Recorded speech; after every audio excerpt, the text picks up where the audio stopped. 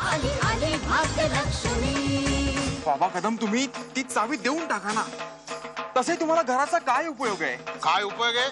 आम्ही तिथं दारूचा गुत्ता करणार आहे, तुमची काय हरकत आहे? बाबा कदम, हे चुकीचं आहे।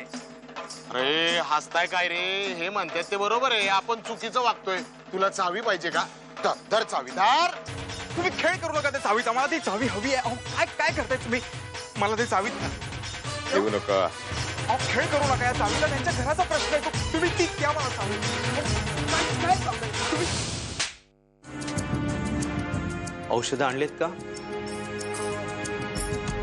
नाही। अहो, यांची कंडिशन किती सिरियस आहे याची कल्पना आहे ना तुम्हाला?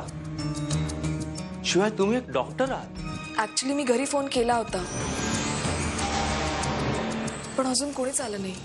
हे बघा, लक्षात ठेव, जास्त उशीर करू नका। माफ करा मला, चुकलं माझं, मी माफी मागते। यांना सोडायला सांगा ना, सांगा ना यांना सोडायला। आम्ही जरी त्याला सांगितलं तरी तो आमचा ऐकणार नाही। काय बाबा कदम? नाही बाप्पाजी, याला मी असा सोडणार नाही। टाकू का? काशीचं कधीही वाईट होऊ शकत नाही, तिचं वाईट कोणी करूच शकत नाही। म्हणजे भाऊ, तुम्हाला काय म्हणायचंय नक्की? म्हणजे असं की आता तुम्ही काशीच्या आयुष्यातील प्रसंग बघा। ते बाप्पाजींनी जंग जंग पछाडलं तिला भाविण करण्याकरता, पण ती धनाजीरावांची सून झाली। वही त्यांच्या घरात आली, संजय सारख्या वेड्याला तिनं स्वीकारलं आणि तो एका दिवसात बराही झाला। वय वो वय, आता त्या दोघांचा संसार सुखाचा झाला ना की बस। लटक लटकू दे आता।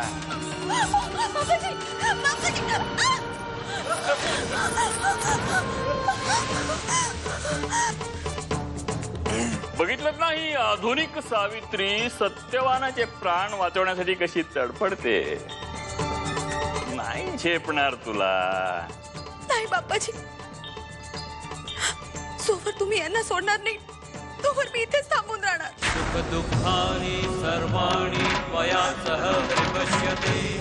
सुदेश, ए सुदेश, काय गाई?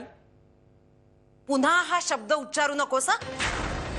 हा दिवस पाहण्यासाठी तुला शिकवला का रे एवढा? अरे आमचा मुलगा या देशातला भ्रष्टाचार कणभराने तरी कमी करेल असा ठाम विश्वास होता आम्हाला।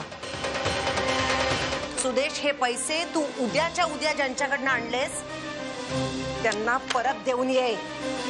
आणखी एक सुदेश, येत्या 8 दिवसामध्ये पुण्याचा फ्लॅट, गीताचे दागिने, गाडी, जे जे तू या पैशातनं घेतलंस ना ते सगळं तू विकणार आहेस आणि ते पैसे जॉईंट कमिशनर म्हात्रे यांना देणार आहेस। आई, शक्य नाहीये ते। स्वतःच्या भ्रष्टाचाराचं समर्थन करतोयस? अरे भ्रष्टाचार न करता तुला नोकरी करता येत नसेल ना तर करू नकोस। अजूनही वेळ गेलेली नाहीये। बोलो आई भिराईला, जरा आम्हालाही तिचं दर्शन घडू दे। तू दुष्ट प्रवृत्तीला म्हणजे त्या बाप्पाजीला तुलेमध्ये जिंकून देण्यासाठी माझा धावा केलास आणि नाईलाजानं त्यावेळी मला तुझी प्रार्थना ऐकावी लागली। यापुढे तू कधीही माझा धावा करणार नाहीस की मला साकडंही घालणार नाहीस। तुझी लढाई तुलाच लढायला हवी। मला वचन दे काशी, मला वचन दे। आई, मी तुला वचन देते, यापुढे मी तुला कधीही साकडं घालणार नाही। माझी लढाई मी स्वतः लढीन।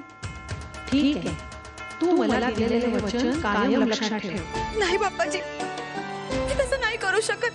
हा अन्याय नका करू आमच्यावर, सोडा मला। बाबा कदम जी, काशी निघून जा इथून। नाही, मी तुम्हाला सोडून कुठे नाही जाणार, कुठेही नाही जाणार मी तुम्हाला सोडून। कशी शेवटची संधी आहे, बोलतस की नाही आई भिराईला?